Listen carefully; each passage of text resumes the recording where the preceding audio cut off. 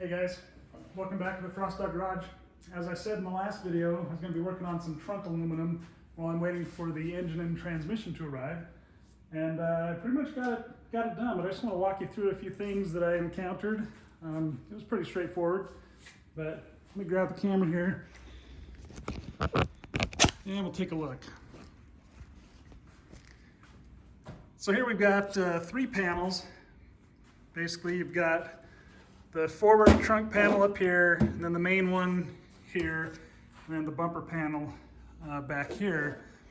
And it has, the instructions have you hold off on the drop trunk.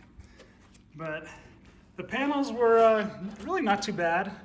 They went in pretty good, just a lot of rivets to tackle. This front panel here though, it was a bit of a tight fit.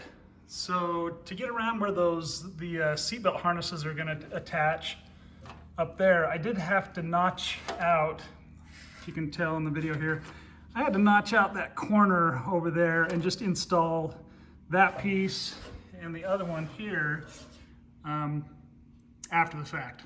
So I just siliconed them in after I got the rest of the panel in there. It just wasn't going to fit, and because this main panel fits underneath this one, it just created a bit of a headache, but it's all right, it worked.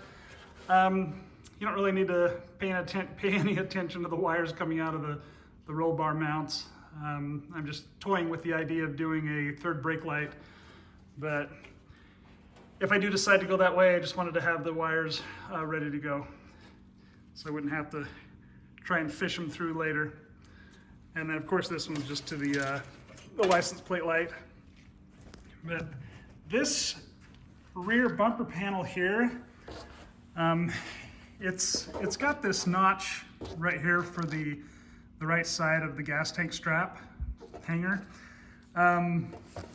My strap, this metal strap that holds up the right side of the gas tank, was really I guess tight, or has a lot of tension on it.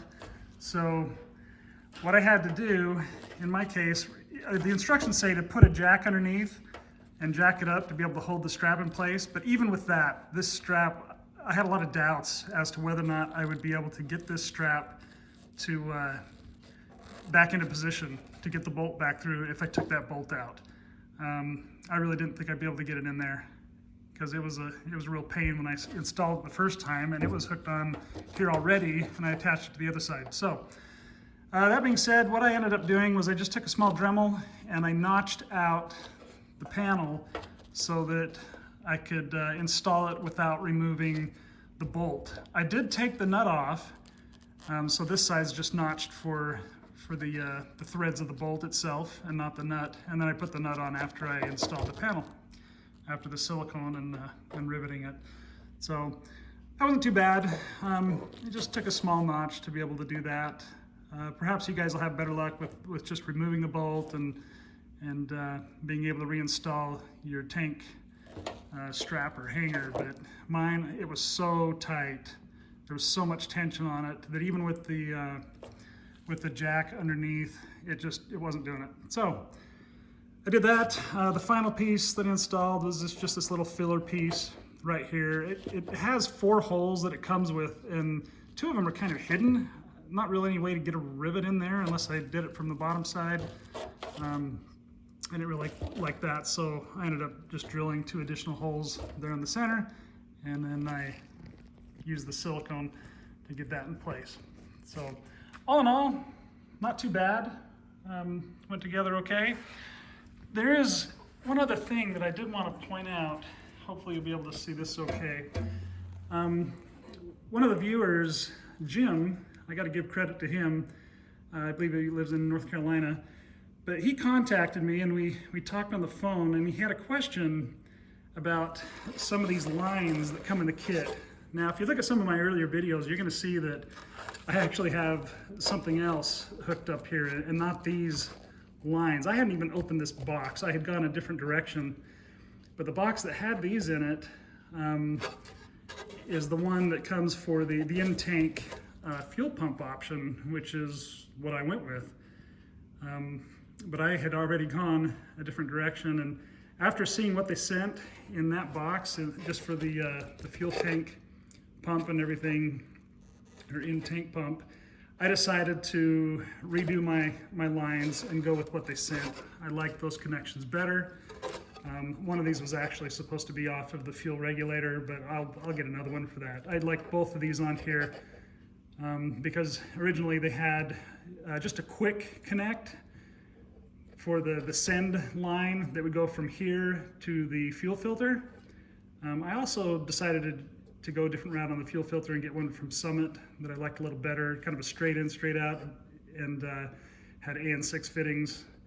So I went that route, but I ended up using both of these here, and I'll need to source it or get another one to take care of everything that'll happen up there at the fuel regulator and going to the engine's fuel rail. But the thing in question here that Jim brought up and was asking about is over here in the manual that I've got pulled up right now. And this is the separate manual for the EFI Fuel System.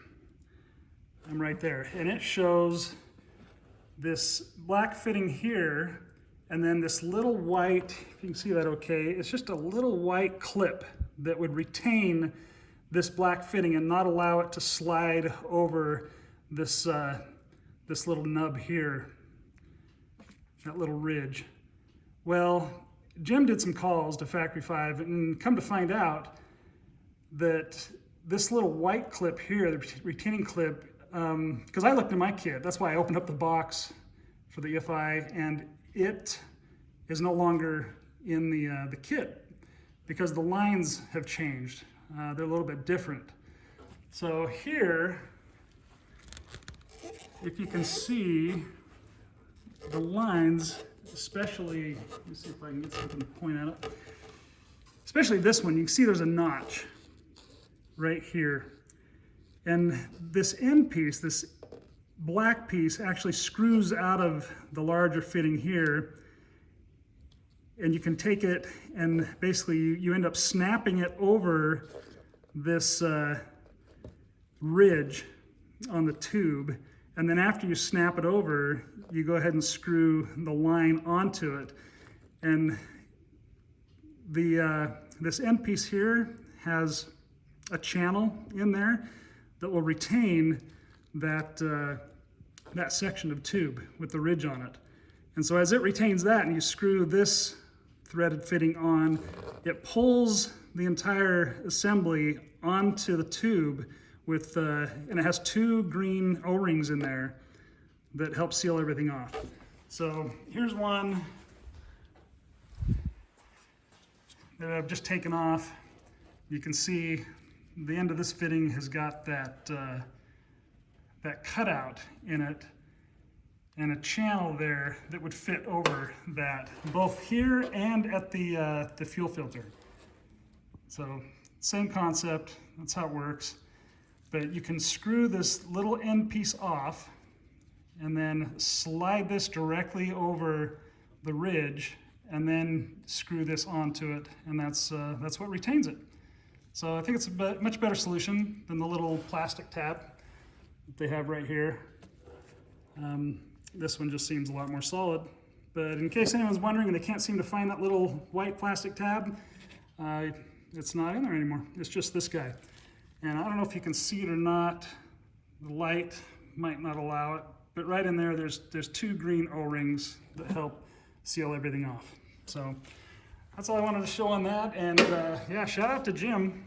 He did the legwork on it and found that out.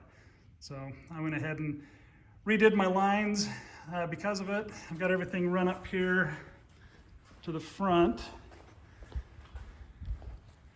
And even if you do opt for the in-tank pump and that EFI, they still, just so you know, they still send the hard lines. So if you wanted to go that way or that route, you can. But as of right now, I've just got these. When they come in the kit, they're actually double wrapped. They got plastic here and then some bubble wrap over that, just to make sure nothing gets in the lines. But you got this one it'll have you connect to the fuel regulator, which I'm still trying to figure out exactly where I'm going to put that. I'd like to have it right around here, but I have yet to find a panel that would fill this area that I can mount it to. So I'll play around with that a little bit and figure out which direction I want to go. But still, I've just been waiting for the engine and transmission and just doing some busy work, trying to finish that off. Hallett brands are all mounted on there and they look good. So worked out real nice. I think that's about it for this quick episode. If you guys have any comments or suggestions or things that can get tackled before an engine and transmission arrive, certainly appreciate that. Hope you guys are enjoying your builds. I'm still really enjoying it. We've had some unseasonably warm weather here in the Midwest, so it's really opened up the opportunities to get out in the shop and not freeze too much when I'm working on this and kind of staying out of my wife's hair. But thanks for watching, guys. Certainly appreciate it. If it helps you out, share, like, subscribe. If you choose not to do that, still appreciate you watching, and I enjoy your videos. And we'll catch you next time. Take care.